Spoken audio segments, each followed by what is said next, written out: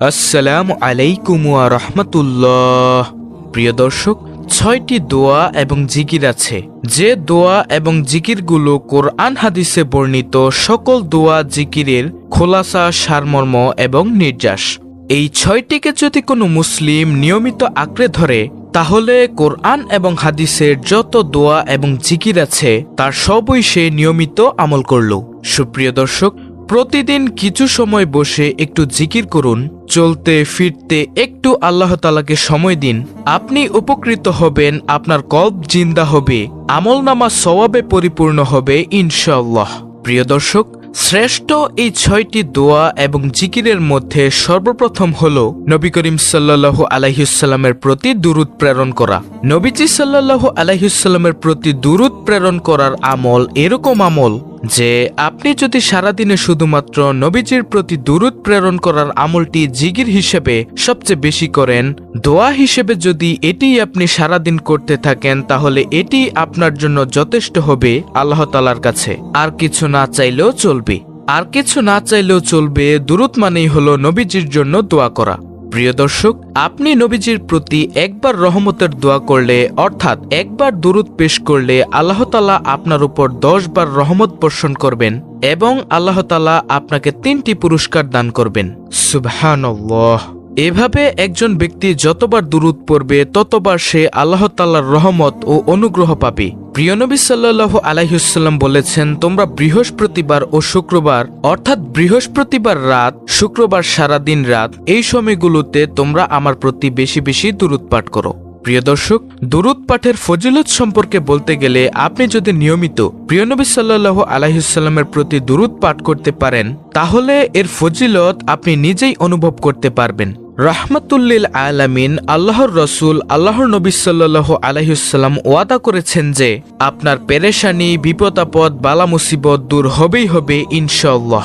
তো কোন দুরূদ পাঠ করব?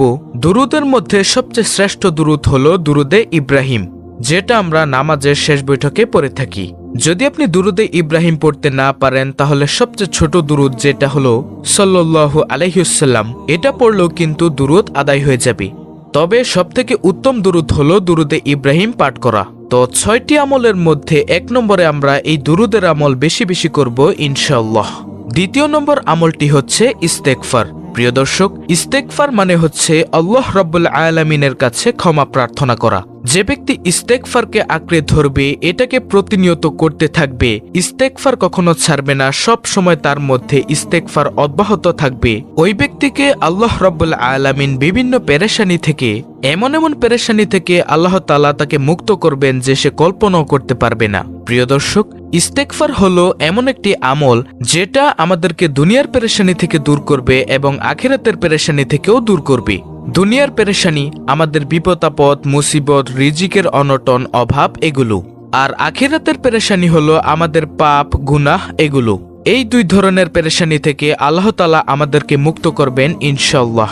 প্রিয় দর্শক, ইস্তেগফারের যে কত ফজিলত, তা এরকমের 10টি ভিডিও বানালেও তার ফজিলত বলে শেষ করা যাবে না। তাই আপনি যখনই সময় পান, অফিসে যাচ্ছেন, হেঁটে হেঁটে বাজারে যাচ্ছেন, লম্বা সিরিয়ালে দাঁড়িয়ে আছেন, অবসর সময় নিরিবিলি সময় বসে আছেন, সেই সময়গুলোতে ইস্তেগফার করে পরিপূর্ণ করে ফেলুন। ইস্তেগফার সকল সমস্যার সমাধান, অর্থাৎ আস্তাগফিরুল্লাহ, আস্তাগফিরুল্লাহ ওয়া আতুবু ইলাইহি, আস্তাগফিরুল্লাহাল্লাযী লা ইলাহা ইল্লা হুয়াল হাইয়ুল কাইয়্যুম ওয়া আতুবু ইলাইহি লা হাওলা ওয়ালা কুওয়াতা ইল্লা বিল্লাহিল আলিয়্যিল আযীম ইত্যাদি। প্রিয় দর্শক, ইস্তেগফারের মধ্যে সবচেয়ে শ্রেষ্ঠ ইস্তেগফার হলো সাইয়্যিদুল ইস্তেগফার। এই সাইয়্যিদুল ইস্তেগফার আপনি যদি না পারেন, তাহলে আপনি দেখে দেখে এটি পড়তে পারেন। বিভিন্ন জায়গা থেকে এটিকে আপনি ডাউনলোড করে দেখে দেখে মুখস্থ করতে পারেন। কাগজে লিখে রেখে এটি আপনি দেখে দেখে পড়তে পারেন। তারপরও দেখে দেখে হলেও আপনি এটাকে পড়ুন। ইস্তেগফারের আমল আপনার মধ্যে অব্যাহত রাখুন।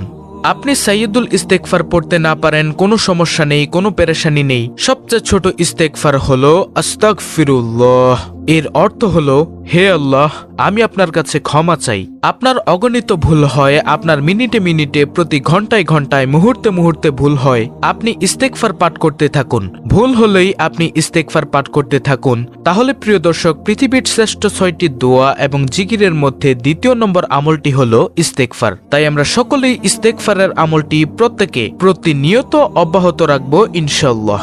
এটি গেল দ্বিতীয় নম্বর আমল। তৃতীয় নম্বর আমলটি হলো ইয়া যাল জালালি ওয়াল ইকরাম। এটি হলো একটি জিকির, আল্লাহ তাআলাকে ডাকা, আহ্বান করা, এটাই হলো জিকির, ইয়া যাল জালালি ওয়াল ইকরাম। নবী করিম সাল্লাল্লাহু আলাইহি ওয়াসাল্লাম বলেছেন, তোমরা ইয়া যাল জালালি ওয়াল ইকরাম এটাকে নিয়মিত আঁকড়ে ধরো, প্রতিনিয়ত পাঠ করতে থাকো, ইয়া যাল জালালি ওয়াল ইকরাম। কেন নবীজি সাল্লাল্লাহু আলাইহি ওয়াসাল্লাম এত বেশি বলতে বলেছেন? এটার মাধ্যমে আমাদের লাভটা কি, এর ব্যাখ্যা করতে গিয়ে বলেছেন, ইয়া জাল জালাল মানে হলো হে মহান বরত্বের অধিকারী, ওয়াল ইকরাম হে দানশীল। তাহলে প্রথম বাক্যে আল্লাহ তাআলার বরত্বের কথা স্বীকৃতি দিয়ে প্রশংসা করা হয়, আর দ্বিতীয় বাক্যে হে দানশীল বলে আল্লাহ তাআলার কাছে চাওয়া হয়। আল্লাহ তাআলার এই নাম অর্থাৎ ইয়া জাল জালালি ওয়াল ইকরাম, এই নাম ধরে ডাকলে আল্লাহ তাআলার কাছে চাওয়া হয়ে যায়। এজন্যই আমরা বেশি বেশি এই আল্লাহ তাআলার গুণবাচক নামটি ধরে ডাকবো ইনশাআল্লাহ, ইয়া জাল জালালি ওয়াল ইকরাম।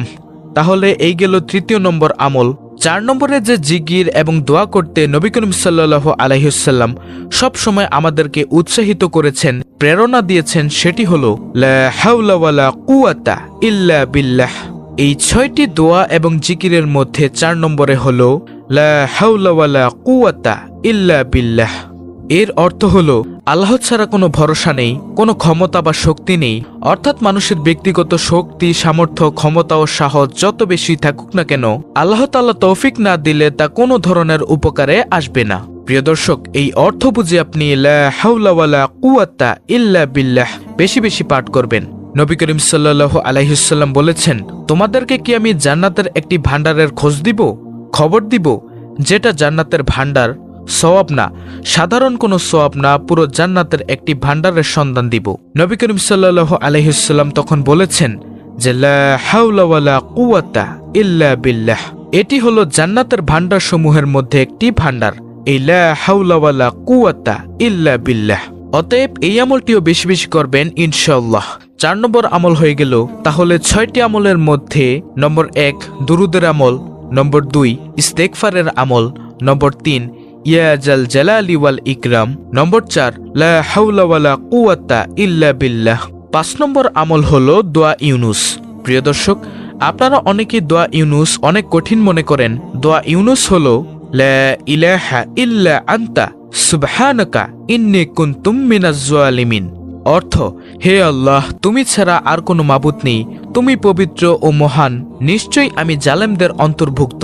প্রিয় দর্শক, আপনারা অবশ্যই জানেন এই দোয়া পাঠ করে আল্লাহ তাআলার একজন নবী জীবনের কঠিন সময়ে, কঠিন পরিস্থিতির মুখোমুখি হয়ে এমন বিপদে পড়েছেন যে বিপদের পথ থেকে উদ্ধারের কোনো পথ ছিল না।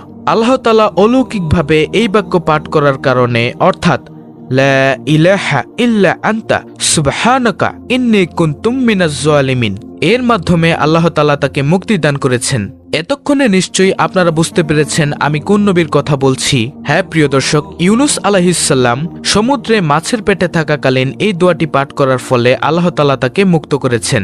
আল্লাহ রাব্বুল আলামিন পবিত্র কোরআনে বলেছেন, ইউনুস আলাইহিস সালামকে আল্লাহ তাআলা যেভাবে রক্ষা করেছেন, এই বাক্য যদি কেউ পড়ার মতো পড়ে, মর্ম উপলব্ধি করে পড়ে, হক আদায় করে পড়ে, মনের গভীর থেকে পড়ে, নিয়মিত পড়ে, তাহলে ঈমানদারকেও আল্লাহ তাআলা রক্ষা করবেন এইভাবে। আল্লাহু আকবার। কেউ যদি বিপদ আপদে পড়ে, বালা মুসিবতে পড়ে, তাহলে সে যদি এই দোয়াটি পাঠ করে, আল্লাহ তাআলা তাকে উদ্ধার করবেন। তাই আমরা অবশ্যই নিয়মিত এই দোয়াটিও পাঠ করব ইনশাআল্লাহ। তো এই গেল 5ম নম্বর আমল। সর্বশেষ 6 নম্বর আমলটি হলো খুবই পরিচিত শ্রেষ্ঠ 4টি জিকির, অর্থাৎ সুবহানাল্লাহ, আলহামদুলিল্লাহ, লা ইলাহা ইল্লাল্লাহ, আল্লাহু আকবার। প্রিয় দর্শক, এই বাক্যগুলো প্রিয় নবী সাল্লাল্লাহু আলাইহি ওয়াসাল্লাম সারাদিন পড়তেন। যেমন প্রত্যেক ওয়াক্তের ফরজ নামাজের পর সুবহানাল্লাহ 33 বার, আলহামদুলিল্লাহ 33 বার, আল্লাহু আকবার 34 বার। এই শ্রেষ্ঠ 4টি জিকিরের ফজিলতের কথা যদি আপনাদেরকে আমি বলি, তাহলে সারা দিন রাত ভিডিওতে বলে শেষ করা যাবে না। প্রিয় দর্শক, এই 4টি জিকিরের যে কত ফজিলত তা আপনি কল্পনাও করতে পারবেন না। এই 4টি জিকিরের অর্থ ফজিলত সম্পর্কে আমাদের চ্যানেলে অনেক ভিডিও আছে, আপনি চাইলে দেখে নিতে পারেন। তো এই গেল 6 নম্বর। প্রিয় দর্শক, এই 6টি দোয়া এবং জিকিরগুলো কোরআন হাদিসের বর্ণিত সকল দোয়া জিকিরের খোলাসা, সারমর্ম এবং নির্যাস। আপনাদের সুবিধার্থে আমি আপনাদেরকে আবারও বলে দিচ্ছি সংক্ষেপে। শ্রেষ্ঠ 6টি আমলের মধ্যে নম্বর 1 দুরুদের আমল, নম্বর 2 ইস্তেগফারের আমল, নম্বর 3 ইয়া যাল জালালি ওয়াল ইকরাম অর্থাৎ আল্লাহ তাআলার একটি গুণবাচক নাম, নম্বর 4 লা হাওলা ওয়ালা কুওয়াতা ইল্লা বিল্লাহ, নম্বর 5 দোয়া ইউনুস অর্থাৎ লা ইলাহা ইল্লা আনতা সুবহানাকা ইন্নী কুনতু মিনাজ জালিমিন, নম্বর 6 শ্রেষ্ঠ 4টি জিকির সুবহানাল্লাহ, আলহামদুলিল্লাহ, লা ইলাহা ইল্লাল্লাহ, আল্লাহু আকবার। এই হলো শ্রেষ্ঠ 6টি জিকির। আল্লাহ রাব্বুল আলামিন আমাদের সকলকে পৃথিবীর শ্রেষ্ঠ এই 6টি দোয়া এবং জিকিরের আমল সহিহ শুদ্ধভাবে করার তৌফিক দান করুন। আমিন।